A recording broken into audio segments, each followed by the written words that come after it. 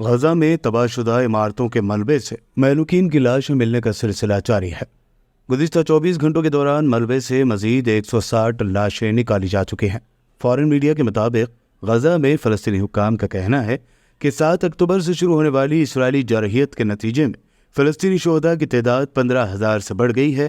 غزہ کے شہداء میں 6,150 بچے اور 4,000 سے زائد خواتین شامل ہیں۔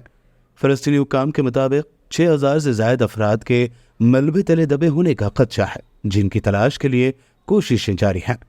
بتا دیں کہ اسرائیل کی جانب سے غزہ پر کی جانے والی وحشیانہ بمباری کی وجہ سے سینکڑوں عمارتیں ملبے کا ڈھیر بن چکی ہیں۔ ایکس کے مالک ایلون مسک کو حماس نے غزہ آنے کی دعوت دیتے ہوئے یہ کہا کہ وہ غزہ میں ہونے والی تباہی کو دیکھیں۔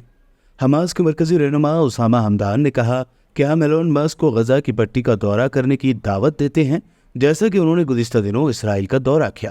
انہوں نے کہا کہ ہمارے لوگوں کے خلاف ہونے والے قتل عام اور جرائم کا اندازہ ایلون مسک غزہ کا دورہ کر کے ہی لگا سکتے ہیں۔ حمدان نے کہا کہ اسرائیل صرف طاقت کی زبان سمجھتا ہے۔ اگر اسرائیلی قیدی حماس کے ہاتھ میں نہ ہوتے تو اسرائیل کبھی بھی اسرائیلی جیلوں میں قید فلسطینی عورتوں اور بچوں کو رہا نہ کرتا۔ فلسطینیوں اور اسرائیلی قیدیوں کے تبادلے کی ڈیل کے تحت 30 فلسطینی قیدی صہیونی حکومت کی آفر جیل سے آزاد کر دیے گئے ہیں۔ اسرائیلی حکومت کی جیلوں کی تنظیم نے بھی ان 30 افراد کی آزادی کی تصدیق کی ہے۔ فلسطینی قیدیوں کو لے جانے والی بس منگل کی شام آفر جیل سے روانہ ہونے کے بعد مغربی کنارے میں واقع بیتونیا سٹی میں داخل ہوئی۔ اسرائیلی قیدیوں کی آزادی کے بدلے میں رہائی پانے والا فلسطینیوں کا یہ 5واں گروہ ہے۔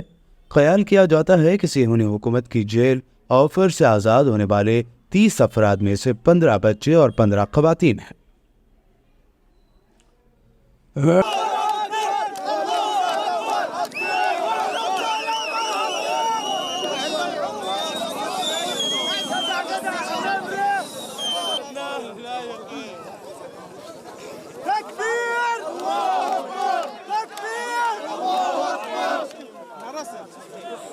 حماس کے عسکر ونگ القسام بریگیڈ کے ترجمان ابو عبیدہ نے غزہ کی پٹی کے نارتھ اور ساؤتھ کے کئی علاقوں میں اسرائیل اور فلسطینی گروپوں کے درمیان عارضی جنگ بندی کے دوران ہونے والی خلاف ورزیوں کے تناظر میں کہا کہ نارتھ غزہ میں جنگ بندی معاہدے کی اسرائیلی خلاف ورزی کے نتیجے میں کشیدگی پیدا ہوئی ہے۔ انہوں نے مزید کہا کہ القسام اس وقت تک جنگ بندی کے لیے پرعزم ہے جب تک کہ اسرائیل بھی اس معاہدے کی پاسداری کرتا رہے گا۔ هو المزيد من العربدة والمجازر والتدمير الأعمى، إضافة إلى قتله المزيد من أسراه وإطالة أمد معاناتهم، ناهيك عن فقده أعدادا كبيرة جدا من جنوده قتلى وجرحى في أرض المعركة۔ فلسطین کی حمایت کے بعد اسرائیل کی جانب سے شدید اعتراض کے باوجود یونائٹڈ نیشن نے پھر ایک مرتبہ غزہ کے فلسطینیوں کو لے کر دنیا کو خبردار کیا ہے۔ اقوام متحدہ کے سیکریٹری جنرل انٹونیو گوٹریس نے وارننگ دی کہ غزہ کے رہنے والے لوگ اپنی تاریخ کے سیاہ ترین دور سے گزر رہے ہیں۔ انہوں نے فلسطینی شہریوں کے ساتھ اظہار یکجہتی کے عالمی دن پر جاری بیان میں کہا کہ ہمیں غزہ کے محاصرے اور قبضے کے خاتمے کے مطالبے کے لیے متحد ہونا چاہیے۔ انہوں نے کہا کہ وہ اس خطے میں اتنی بڑی تعداد میں ہونے والی اموات اور تباہی سے خوفزدہ ہیں۔ غزہ میں حالیہ دنوں میں اقوام متحدہ کے مختلف اداروں کے اہلکار بھی بڑی تعداد میں مارے گئے، جو عالمی ادارے کی تاریخ میں سب سے بڑا جانی نقصان ہے۔ انہوں نے کہا کہ 7 اکتوبر کو اسرائیل پر حملے کو اسرائیل کی طرف سے فلسطینی شہریوں کو اجتماعی سزا دینے کا جواز قرار نہیں دیا جا سکتا۔ The level of aid to Palestinians in Gaza remains completely inadequate to meet the huge needs of more than 2 million people.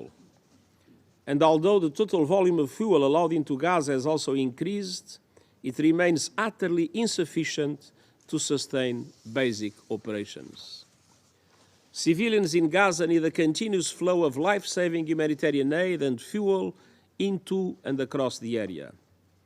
Safe and unimpeded humanitarian access to all those in need is critical.